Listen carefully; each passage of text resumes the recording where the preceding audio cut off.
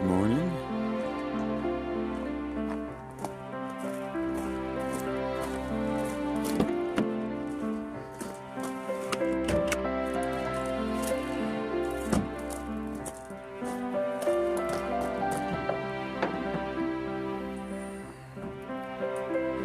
Yikes.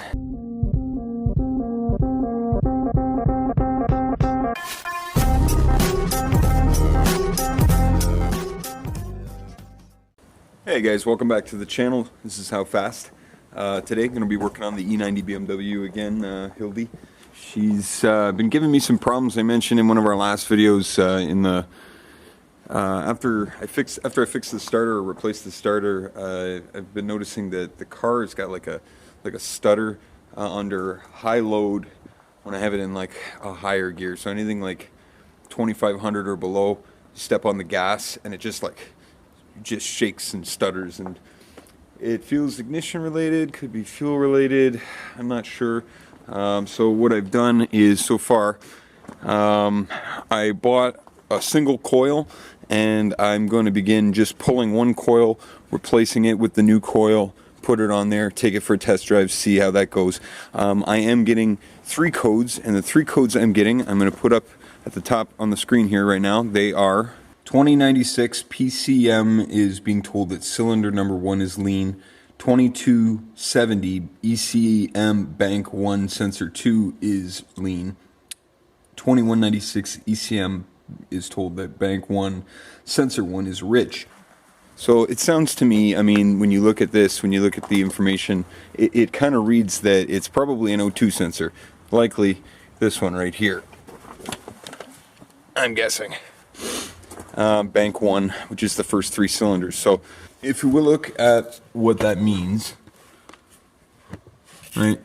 If we look at our engine being the front of the car here, and these are our 6 cylinders, the first 3 cylinders are bank 1, the back 3 cylinders are bank 2, and we have a pre and a post-cat O2 sensor on both of the exhaust manifolds where they come down before they exit the car.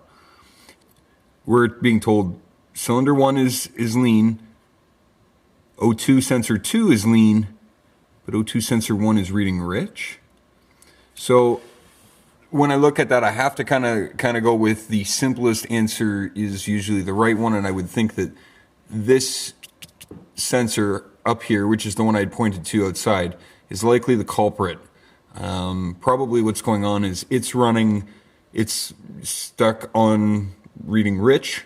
And because of that, the computer is compensating and is pulling fuel from cylinder 1, I'm assuming, and then it's leaning out the fuel mixture, and O2 sensor downstream here after the cat is seeing lean because it's pulling fuel. That's my only guess.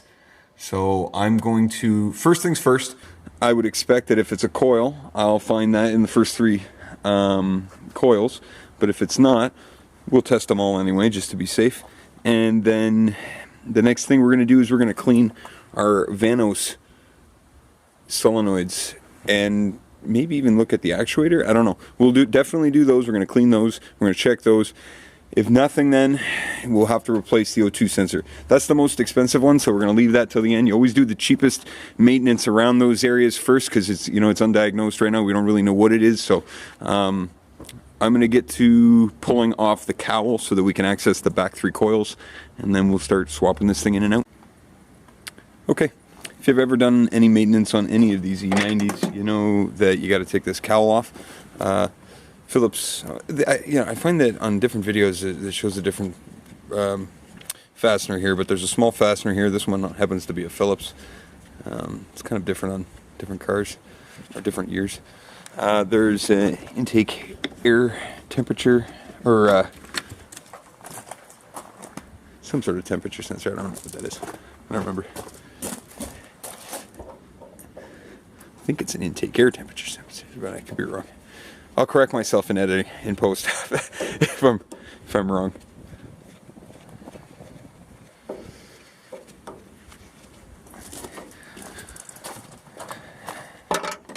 And then it's just 1, 2, 3, 4 of these 8 mils that are holding on your cabin air filter, which are right here. If I point the camera at it, that'd be good.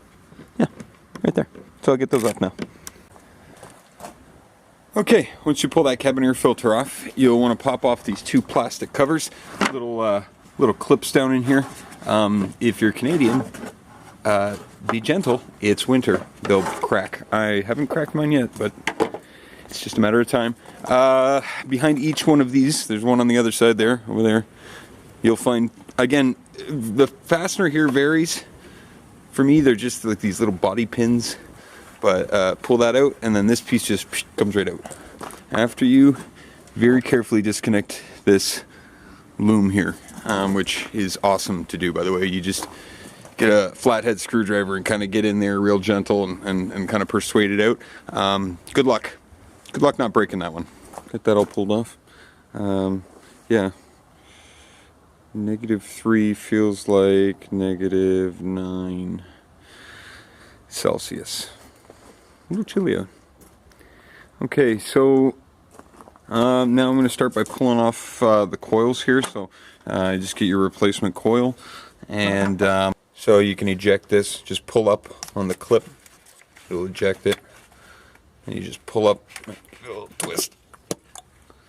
There it goes, comes out. Now you can slip your new one in. Slide it down in there until it's give it a little, kind of put your weight on it, lean into it a little, and you just slide that back in, push it back down. That should be good. So now that I got that one in, I'm going to take the car for a quick spin. I'm going to see if there's any difference. If there isn't, come back, we'll do the second one. Okay, same problem, so I'm just going to keep going down the line and just keep checking. I always find it interesting what the camera picks up for audio versus what it actually sounds like. I bet all you guys are hearing right now is the lifter tick, tick, tick, tick, tick, tick, tick, tick, tick, tick, tick. But yeah, okay, I'm going to just keep on trying, and we'll see what we come up with here. Okay guys, all 6 checked, nothing wrong. Keeps doing the same thing. I can feel it at idle. I don't know. It's gotten a bit worse. I can feel it at idle. Like if I just let the car settle out and I stomp the gas, you can feel like a shudder in the car. But while I was doing it, I did notice that my 5th cylinder. This one here. It was the connection here has been. It's pretty loose. So I'm gonna take that new coil. I'm gonna leave it there in number 5 and. I'm just gonna leave that one out. That'll be leave it in the car just in case. It still works, but the connection's questionable. Next, Vanos. So these 2 solenoids right down here. I know they're hard to see, but these 2 here. I'm gonna take off this intake, and it's just a couple of Torx out here, and then I'll pull those bolts out. See if I can clean these things instead of replacing them. I'll clean them and see if that helps. If it doesn't, I don't know if I'm going to go and replace them per se. We'll see. We'll see what they cost. Next would be, though, to test that O2 sensor. So I'm going to have to look up how to do that. Okay, got the air box off.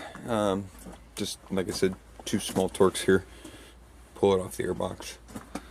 Down here, these 2, there's one of them right here. I believe it's a 10 mil. We're going to find out here in a second. I think it's a 10 mil. Yeah. So 10 mil, pull both those out. They just slide right out. I'm going to put the camera down because I can't do this with 2 hands, but you can imagine what it's like me turning a socket.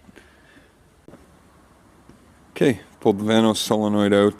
This is, I don't know which one this is, but it's the lower of the 2. So, pretty dirty from what I can tell. I'm going to spray this down with a bunch of brake cleaner and then clean up the, look at how filthy this thing is. I'm going to clean up all around where it connects to the block, and then I'll reinstall it. All cleaned up. Time to go back in.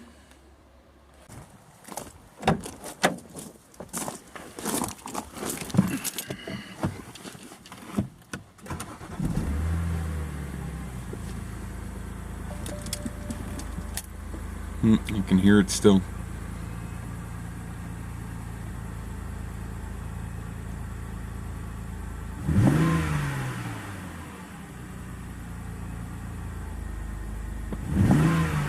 could feel it still. It's still there.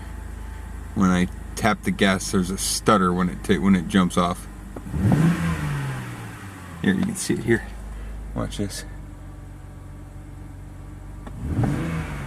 See that stick? That's what I'm talking about. No good. Okay. What did I say was next? Okay, maybe the actuator. I doubt that's it, but last but not least, O2 sensor. Okay. I'm gonna go outside. I'm gonna pull the first plug on the first cylinder. We're gonna take a look at it, and if it looks okay, then I'm gonna go with this O2 sensor being our problem, and we'll have to order one of those and get it on order and get it in here soon enough. So if you don't have a socket for one of these, you can just stick a piece of paper inside a deep socket. It works pretty good. But look at this. I think we found our culprit. There is nothing left of this. It's kind of embarrassing, I'm not gonna lie. I don't think I've ever seen something like this before, but I'll be honest with you, this car has got 250,000 kilometers on it. I don't think these are original. I'm not gonna lie. I am pretty sure BMW doesn't run iridiums. I don't think. So I'm gonna go find out what the stock replacement is for these, and I'm gonna throw that in there. Probably 6 of them, and yeah, definitely 6 of them. And that should make a big difference. Hopefully that'll make a big difference. And if not, then it's gonna be the O2 sensor. This is a good sign, though. I mean, that could definitely be it. All right, let's go pick up some of these. So we were looking at this. Look at how bad this plug is. I mean, I don't know. Hold that up in the light if the camera will catch it. Look at this thing. Absolutely cooked. I've never seen something so bad. Like I said, it's embarrassing that I had that on my car. Here's what a new one would look like. Look at the, can you, those two next to each other.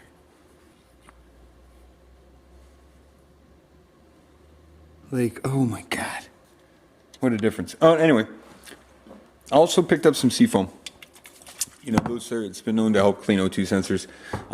It's like $160 for an O2 sensor. So try everything before that. It's only $13 or whatever. So it's worth a shot. I'm going to replace all of these right now, and then we'll start the car up, see how it goes, and probably put that in.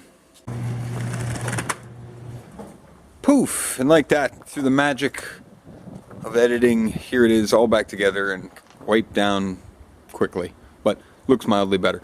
All new spark plugs. While I was there, picked up some seafoam. Some of you BMW guys will probably be like, oh, don't put that in there. I don't care. I'm going to try, see how it goes. While I was out though, look what I picked up. Boom. Love those, don't you? You want to get your hands on some, get a hold of us, howfast10@gmail.com, or you can get us on Instagram, how__fast. Probably next video is going to be me doing a O2 sensor, so if you want to keep up with that, you guys make sure you put on your notifications. You'll get notified when we put up a video. Hopefully the next video will be this, but if not, it'll be LS content. I know you guys love that stuff. Or it could be something to do with the Power Wheels, because spring's coming and my kids are asking me to take these things down off the walls, so something's coming up soon. So stick around, guys. Find out how fast we can make these cars go.